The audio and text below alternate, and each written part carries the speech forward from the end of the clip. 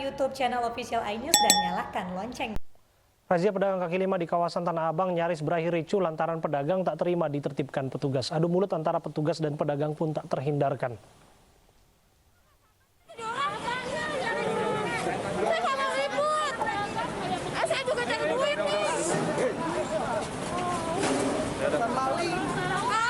Wanita pedagang kaki lima ini tak kuasa menahan emosi saat lapak dagangan yang ia gelar di atas trotoar ditertibkan petugas Satpol PP. Emosinya kian memuncak saat petugas hendak menyita perlengkapan dagang para PKL. Aksi adu mulut pun tak terhindarkan, namun petugas tetap menertibkan PKL yang berdagang di atas trotoar di kawasan Tanah Abang. Razia ini digelar lantaran keberadaan para PKL kerap memicu kerumunan pengunjung sehingga rentan menimbulkan klaster penyebaran COVID-19. Sudah menutup badan jalan ataupun trotoar, tentu kita mengingatkan untuk mereka bergeser, ya, memindahkan barang-barang dagangannya untuk tidak mengganggu pengguna trotoar untuk para pejalan kaki. Jadi tetap kita lakukan dengan cara-cara yang santun, tapi tidak meninggalkan ketegangan. Puluhan sopir angkutan kota di Lebak, Banten menggelar aksi unjuk rasa meminta agar stasiun Rangkas Bitung kembali dibuka. Aksi ini sempat diwarnai keributan dengan pengemudi ojek karena rebutan penumpang. Kecuan antara para sopir dan tukang ojek di Terminal Mandala, Rangkas Bitung, Lebak, Banten terjadi pagi tadi. Keributan diduga hanya gara-gara rebutan penumpang. Sejak tanggal 3 Mei lalu PT Kereta Komuter Indonesia menutup jalur KRL Rangkas Bitung menuju Tanah Abang. Akibatnya, stasiun kereta yang biasanya padat mendadak sepi penumpang. Sepinya penumpang membuat para sopir angkutan umum kehilangan pendapatan. Mereka pun menggelar aksi unjuk rasa menuntut agar stasiun Rangkas Bitung kembali dibuka. Segenap hari ini, masyarakat Kabupaten Lebak tidak bisa menjaga. Tak beralih ke informasi lain, sejumlah orang diperiksa di Polres Metro Jakarta Utara terkait kasus pengepungan anggota Babinsa yang mengendarai mobil di pintu tol Koja Barat. Polisi pun belum menetapkan tersangka karena masih dalam penyelidikan.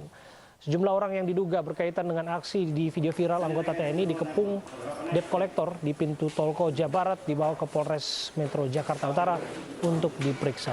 Namun belum diketahui berapa orang yang terlibat dan juga belum diketahui apa statusnya karena belum ada keterangan resmi dari pihak kepolisian Jakarta Utara yang menangani kasus ini. Ini nganterin dulu. Pak, ini polisi Pak, TNI Pak lagi. Video sejumlah debt collector mengepung pria yang berpakaian dinas TNI yang sedang mengemudikan mobil viral di media sosial. Pak, TNI diserang Pak. Pak, Serda Nur Hadi yang merupakan Babinsa diserang oleh sejumlah debt collector di gerbang tol Koja Barat, Jakarta Utara pada Kamis lalu. Kalimat intimidasi terlontar dari para debt collector. Sayangnya meski di dalam mobil ada orang sakit dan anak kecil, namun para debt collector terus saja mengintimidasi dan hendak mengambil paksa mobil tersebut yang disebutkan menunggak pembayaran cicilan.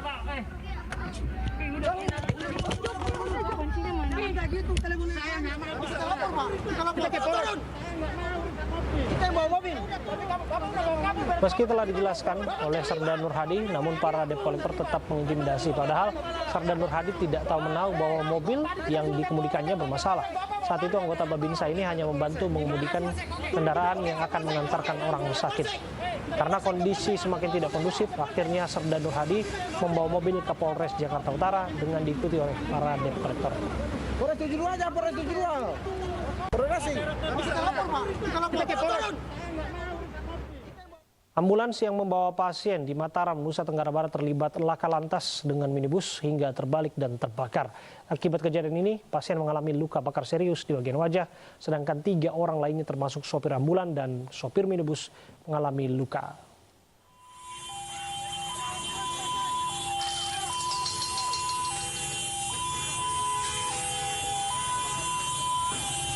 Inilah video amatir ambulans yang membawa pasien di Mataram, Nusa Tenggara Barat terlibat kecelakaan lalu lintas dengan mobil minibus hingga mengakibatkan mobil ambulans terbalik dan terbakar.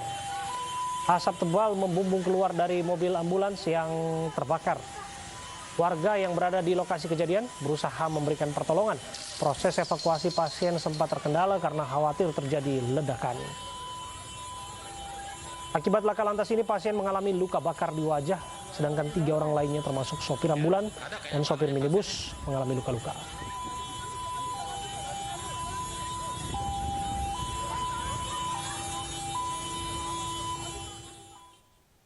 28 rumah di permukiman padat penduduk di Makassar, Sulawesi Selatan ludes terbakar. Kebakaran diduga akibat hubungan pendek arus listrik.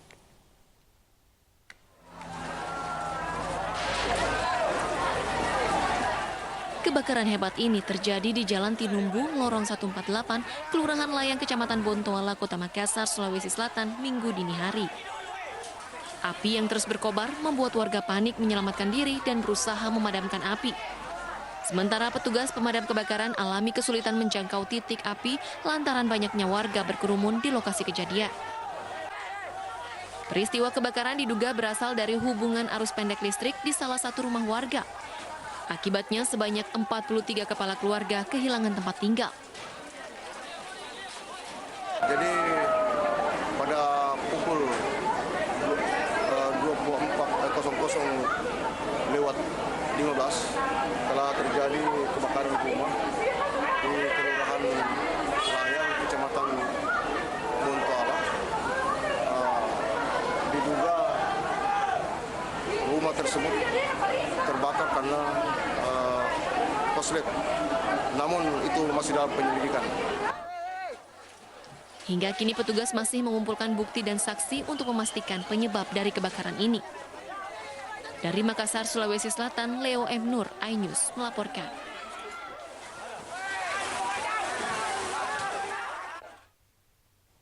Satgas COVID-19 Kota Mojokerto, Jawa Timur membubarkan kerumunan pengunjung warung lesehan.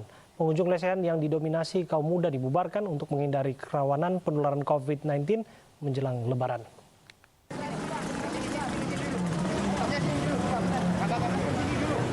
Sejumlah anak muda yang sedang asik menikmati malam minggu di warung lesehan Jalan Majapahit, Mojokerto ini tidak menyangka dengan kedatangan tim Satgas COVID-19. Jumlah pengunjung warung lesehan yang membludak menjelang sahur membuat tim Satgas harus menyisir satu persatu warung dengan mobil pengeras suara untuk membubarkan kerumunan. Tak hanya di jalan utama, petugas juga menyisir gang-gang di dalam Pasar Kliwon. Sebelum meninggalkan lokasi, tak lupa petugas meminta pengunjung membayar terlebih dahulu agar tidak saling merugikan. Sedangkan pengunjung yang kedapatan tidak memakai masker mendapat sanksi denda dan kartu identitasnya disita. Kami dari aparat gabungan, TNI, Polri, dan pemerintah daerah melihat beberapa jalan raya di Kota Mojokerto, jalan protokol yang banyak sekali kerumunan karena di sana banyak para penjual makanan dan menggelar lesehan. Dari laporan masyarakat akhirnya malam ini kita bubarkan. Tim Satgas COVID-19 Mojokerto akan terus menggelar razia untuk meminimalisir penularan COVID-19, terutama munculnya klaster baru menjelang Hari Raya Idul Fitri. Dari Mojokerto, Jawa Timur, Solahuddin, iNews melaporkan.